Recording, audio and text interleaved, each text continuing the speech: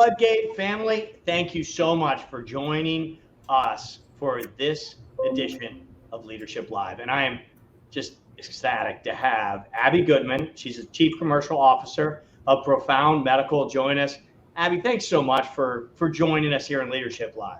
No, thank you for having me. I'm very excited. You know, I love you guys and your team. Yeah, well, I have had the opportunity to meet you in person a couple times. We spent time together, but you know, not everyone's as lucky. So tell us a little bit about you. And of course, we want to hear about Profound Medical because you guys are doing some incredible things. Yeah, thanks. I don't really know the best way to describe me other than I'm a wife, a mom, a go-getter, competitor. I practically could compete with myself in anything. But really, I'm a learner. I started out my career and my degrees in biological engineering. So I'm an LSU girl, born and raised in the South. I'm sure you can hear my twang. I'll be at the Florida State game and go Noles. So we'll go Tigers. I love football and I love LSU, love Louisiana, but I'm in Oklahoma now, and I've been blessed with so many opportunities to learn from a lot of great people and just do what I love every day and hopefully influence and change the world as we go. That's awesome. Well, tell us a little bit about Profound and what you guys have going there. If people don't know Profound. So Profound Medical, we are a mission-driven organization. And I know you guys, you hear that a lot, right, from leaders. But truly, we work really diligently to feed into our people the mission of what we do. And what we're trying to do is provide technology that will change the landscape for men's prostate disease. And we it's a new technology, groundbreaking, that is going to go head to head with the current technology. I mean, our industry today has failed men a bit in terms of prostate disease. And so we are looking to change that, improve their quality of life, provide really, really amazing clinical benefits, and create an easier but precise, flexible, durable technology that's going to give men another option for prostate disease. So we're still small, but we are excited for the big things that we're going to be doing ahead. That's a great thing about being in the space we're in this medical device world, is we're creating things that have impact on people and health and quality of life. And that's awesome. You get a chance to do that. Profound. It's pretty incredible technology. I'm curious, you've been a leader, you've had a great journey up to this point, worked with a lot of great leaders. What are the key attributes, do you think, that makes a great leader in this unique space we're in? Listen, I think that is an ever-changing answer, right?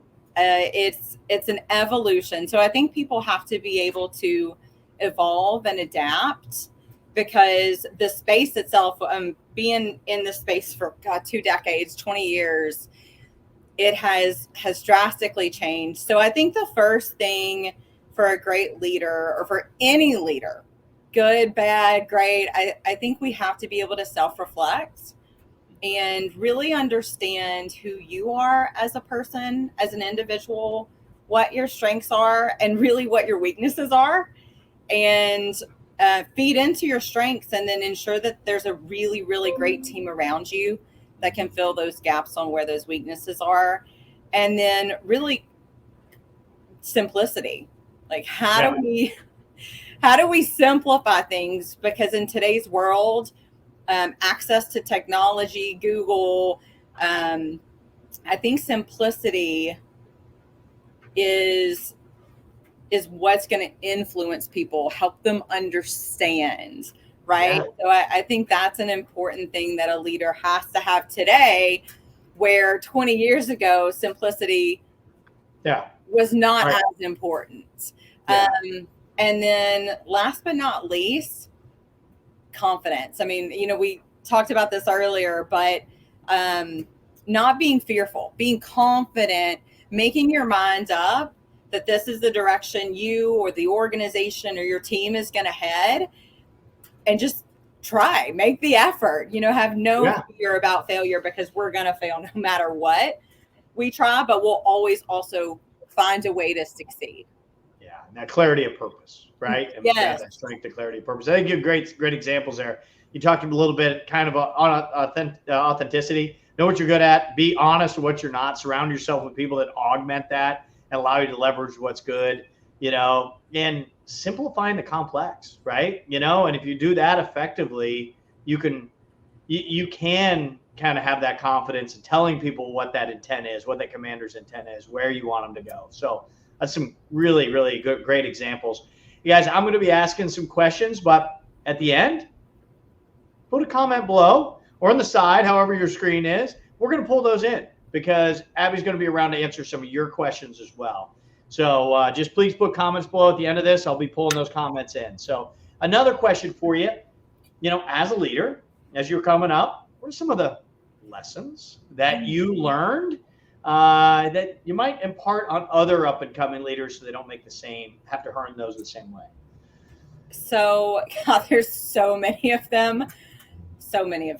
I think for me, from my perspective, one of the most important things that I had to learn was to slow down, to be very intentional. And I think intentionality is something, me personally, I really had to work on.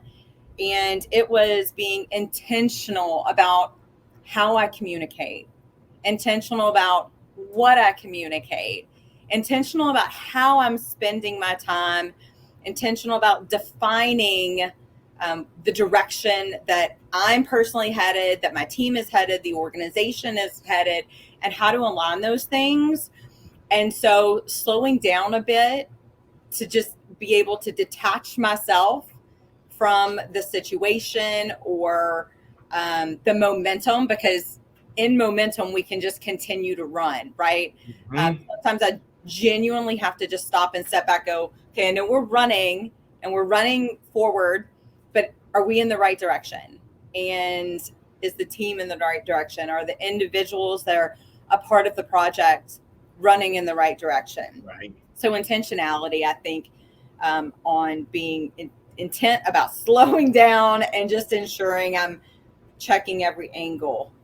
That's a great. I mean, I have a certain speed as well. That's fast, and I've had to also learn that same lesson because when you're a doer, a competitor, high energy, you want to knock things down. But sometimes the most important thing we can do as a leader is be intentional about being present with the people that we work with, right? Putting the devices aside, the next email aside, the PowerPoint, and really understand, empower, develop the team, right? Like you're saying, that intentionality of priorities versus what's in front of us. That's. I imagine there's a few leaders like us on the phone, listening to this, going, "Yep, I've stepped on that landmine." So I have these written down too. I've got 3 things that I'm always constantly working on for myself to ensure that I'm the best version of me, so that my team has the best version of me and my family. So I don't want anything that we do professionally, because we do so much professionally, impacts our personal life, our families, those people who are around us and supporting us and loving us. So I try to merge the two and make sure whatever I'm doing professionally also impacts for the greater good of my family and my friends. Yeah, no, I agree. I'm going to just interject one of the lessons I learned. Yes.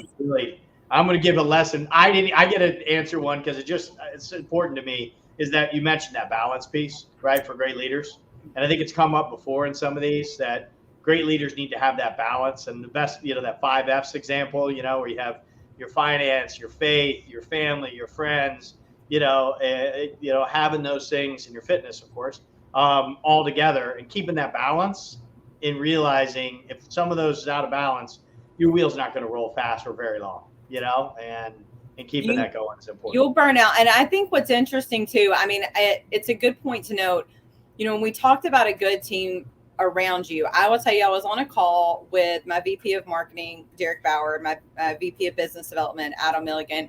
This was last week, actually.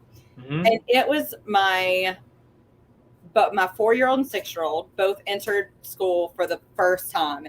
I'm in the car line, like dropping them off on my computer on a Teams call. And they were like, you will not get this back. Get off the phone with us. Yeah. You know, so it goes back to having those people that recognize there are important moments in your life that you need to be present for your family and that these other things can wait. And so I was really appreciative that sometimes, like when I don't recognize to be in the moment, my team does. That's great. That's great. And you guys have that trust, they can share that with you. So you mentioned great people, being intentional with great people and understanding, but how else have you developed high performers? What would you recommend? What are some things you do? Oh, listen, I love to challenge people. I like to challenge them by giving them more. I like to just push them a bit out of their comfort zone. Also give them feedback to see how receptive they are. Because just because you're a high performer doesn't mean that you're necessarily a leader, right? Everyone wants different things for themselves. And so understanding and ensuring that someone's personal goals align with where they want to go versus where the organization wants to take them, it differs, right? So if someone wants to remain an individual contributor, but they're a high performer, you just keep feeding into the ideas and solutions that they're bringing to the table. Right. If you've got someone that wants to be on the executive team, then that's when I start giving them bigger projects and a bigger platform to build their brand and something big to lead. So it just differs person by person, but really it's just letting go of the reins and giving them more freedom. Right. Yeah. I can't remember the name of the book exactly, but it's like dream maker, dream creator type thing, is where you're finding out where do they really want to be? What's their dream? You know, and then giving them the challenge, right? And big challenges if they deserve to be able to get there. And so I think I had someone else on this Leadership Live that said great people love a great challenge, right? Don't be scared to give them more than they think they can handle, because that's usually when they flourish, you know? So, well, it goes either way, right? And my CEO, so Arun, he's actually he is my mentor. I adore him with all of my heart. I mean, he's honest, but also challenges. I mean, he throws stuff at me where I'm like, I don't know if I can do that, but I'm going to do it. Let me take it. And I'm going to come back with you. I personally love a challenge. And I think a lot of the leaders within our organization are very, very similar. We love to run at things because we love to fail, because when we fail, we learn. But then we also love to find the solutions. And that's the rewarding part. That's awesome. Guys, I'm going to keep asking a couple questions, but I got a couple more, but put some comments below or on the side, however that is for you. And Abby will pull them in and answer those questions at the end. So if you've got some additional questions. Now, here's one that's near and dear to my heart, right? You know, finding and evaluating new talent, because you got high performers, but they got to come to the organization somehow. So how do you do that? What's worked for you? That's working with you guys. Yeah. I mean, we have tried, and I think so I've worked for wonderful organizations, Hologic, J&J, Covidian, which is now Medtronic. They have a lot of the Gallup Strength Finders. They've got assessments and trying to understand people's strengths. And I think those are wonderful. And I do love data, being an engineer. But I will also tell you, I think finding those core attributes, so people that have, from the beginning of their life, like not just work career, but people that have excelled, found a way to accomplish things that have just been exceptional, right? It's those attributes, someone's going to have that drive to push. And quite frankly, finding people today that have that drive and motivation and energy to run like we have to run in a new technology arena is difficult. So asking for help. And obviously we asked for help from you guys. And that's where I think that's where the strength comes in, helping, having you guys to help us evaluate. So it's not just one person talking to a candidate. It's a lot of eyes looking from different perspectives to find and evaluate who's the best fit for this type of environment. Yeah, no, it's great. I mean, so you'll find that partner that can help you identify, activate the right people, do what they do best. And then secondly, really, it sounded like you were really focusing on those attitudes, right? Those people that can run hard, that drive, that like to accomplish more than a lot of times will focus on what's their experience. What have they been in this vertical? Do they understand, that space and versus the attitude? It sounds like really you found it's looking for that raw attitude, that driver, the people that have a track record of accomplishment is really a crucial attribute. I mean, really it is, because in any space, in any environment, if someone wants to learn it, they will learn it, right? I mean, right. I'm going to tell you guys a funny little snippet real quick. So I live on a ranch. Mm-hmm. The name of our ranch is Fancy Pants Ranch. Hope Fancy Pants Ranch. That fits right for someone with a pink wall. I'm just saying. Right? Yeah. Well, we are a full girl house other than my husband. So lots of pink around here. But there is a sign at the entrance of our ranch. And at the bottom of our sign, we have a saying. Smart people learn from everyone and everything. Mm-hmm. Average people learn from their experiences. And dumb people know it all. So we in this family try to learn from everything and everyone, because there is just so much knowledge out there and so many people with so many great things to say. Mm-hmm. And that's why it's important to partner with people that you trust, because those different perspectives can identify those attributes that would allow someone to excel. And ultimately, as an individual, you want those people to be happy and healthy, and you want them to thrive in that environment. So those attributes are really important for that individual's success in that type of environment. I love it. That's like an Oklahoma spin on one of my favorite Voltaire quotes, which is every man is my superior in some way, and of that I will learn from him. But you Oklahoma-sized it. We did. Yeah, we did. Yeah, that's great. So, great. So there's a lot of people on this call. A lot of leaders listening in, and we'll be listening later. But there's people that, hey, you mentioned, those high performers that want to be on that track. So what would you recommend someone that's an aspiring leader that wants to be noticed to have that first opportunity, that first shot? Yeah, I would tell them my first piece of advice is start today. The title does not define a leader, right? So wherever you are in your career, in your life, start leading today. Lead by action, lead by example, lead by collaboration, communication, be intentional, right? Mm-hmm. And tell those people around you that support you, that you want to be a leader and you want to be fed into. And then go back to that self-reflection and go, what do I need to become a leader? What gaps do I need to fill? Where do I need to educate myself?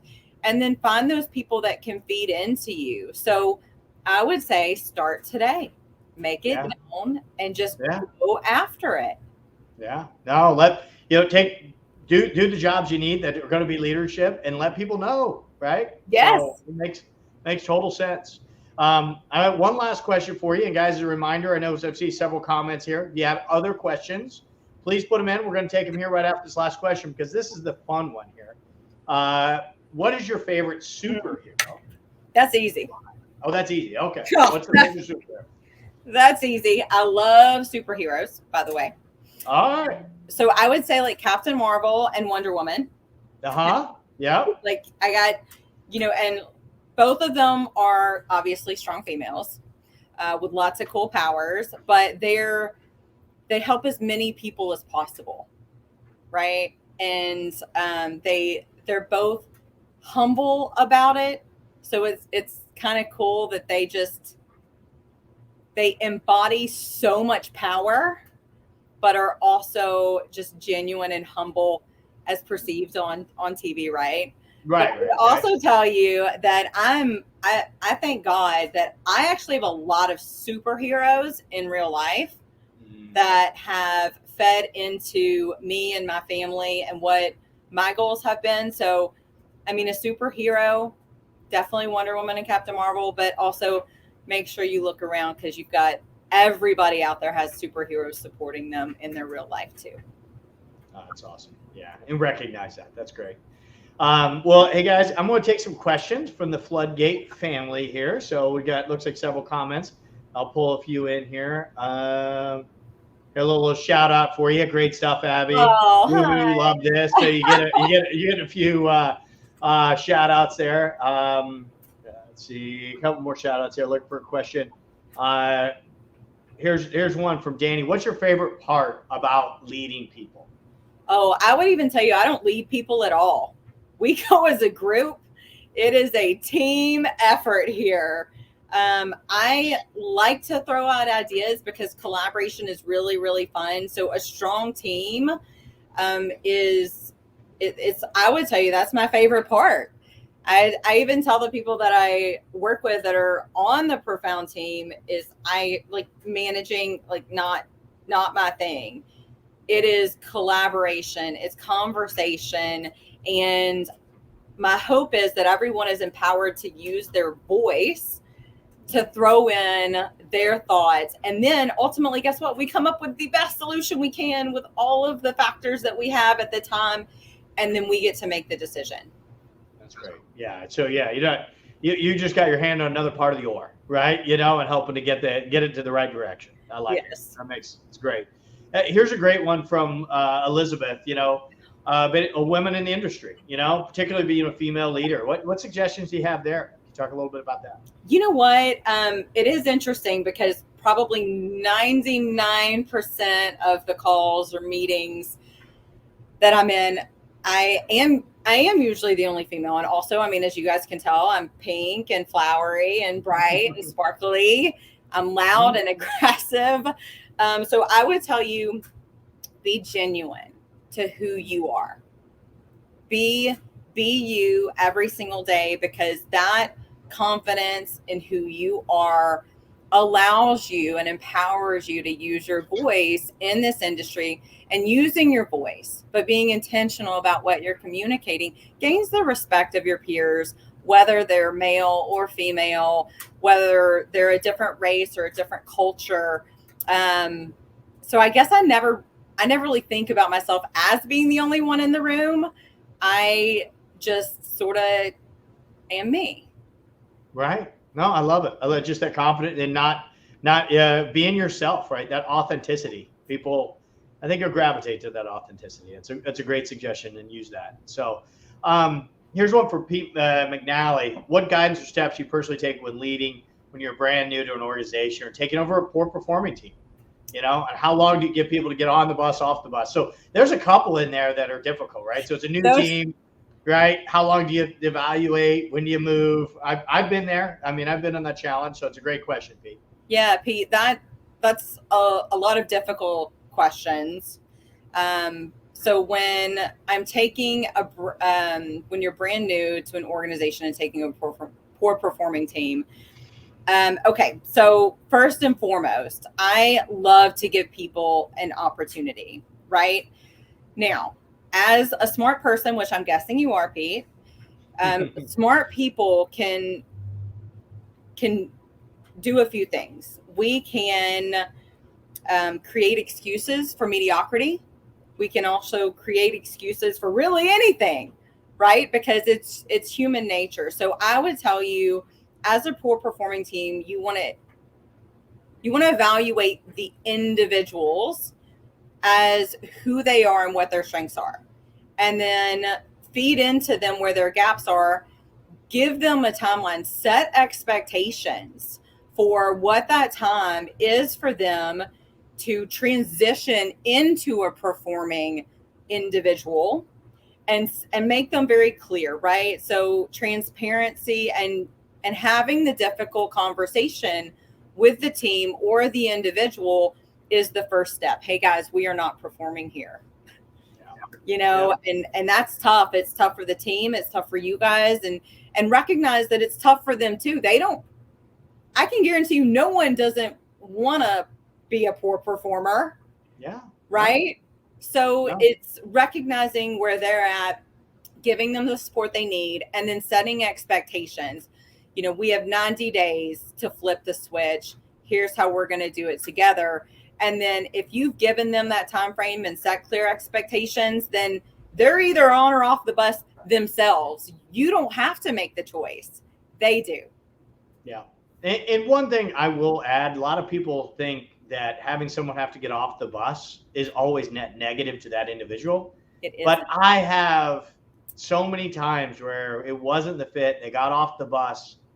They were thankful and grateful because they didn't like the bus ride either, you know, and they were able to find another vehicle that got them where they wanted to be, you know? And so a lot of times we, you know, as a leader, we take it as a net negative, but sometimes by identifying that and having the strength to make that happen, you're benefiting them in many cases and, you know, to get on the path that's best for them. And it's hard at the time, right? No one ever wants to step out of something that they've been living as their daily routine. And so it's just challenging. But I agree with you, Joe. It's sometimes it's better, and then they end up being happier, and then you're like, what took me so long? Like, why did I make that choice? So you know, it's different. Look, Tom loves giving a little bit of love there. So Abby's a rock star. Excited to hear. And then I'll take this one last question here from Dan. What quality in person is most important when adding someone to the sales team? Perseverance. Love it. That's an easy one. I say it's easy. It's easy for me because I want to see that in people. I want to see that in our team members, and as an individual. Perseverance is what is going to drive you and motivate you and feed that purpose, right? So so perseverance to me is one of the most important attributes someone can have. Awesome. Well, Abby, we're about at time, and I really thank you so much for taking the time to impart your knowledge. We've got a ton of questions in here. We'll get to some of those later. We'll comment back and forth and answer, Abby and myself. So thank you, and thank you everybody for being part of this. We truly hope that this has helped fulfill our mission, which is to improve lives. And we just happen to do it by uniting great people with great companies. So thanks for taking the time. Thank you, Joe. Thank you, everyone. Thank you. Bye.